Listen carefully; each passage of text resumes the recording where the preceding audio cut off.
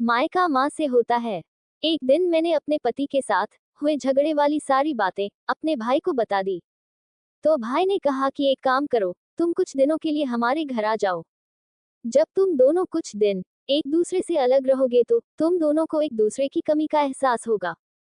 फिर मैं कुछ दिनों के लिए पति का घर छोड़कर भाई के घर आ गई। हालांकि मेरा भाई बहुत अच्छा है, मुझे बहुत प्यार भी करता है, पर कहते हैं न कि भाई चाहे कितना भी अच्छा क्यों ना हो, अगर कोई काम भाभी की मर्जी के खिलाफ हो तो घर का माहौल खराब होने में देर नहीं लगती। कुछ दिनों बाद ही भाभी को लगने लगा कि कहीं मैं हमेशा के लिए ही मायके में ना रह जाऊं, इसलिए वो दूसरों पर डालकर मुझे हर दिन कुछ ना कुछ ताना मारने लगी कि ये घर छोड़ने वाली लड़कियों का ना कोई घर होता है, ना वो घर की रहती है ना घाट की। मैं भाभी के इशारे अच्छे से समझने लगी। कुछ ही दिनों में मुझे लगने लगा कि यह अब मेरा मायका नहीं है, बल्कि अब ये भाभी का घर है।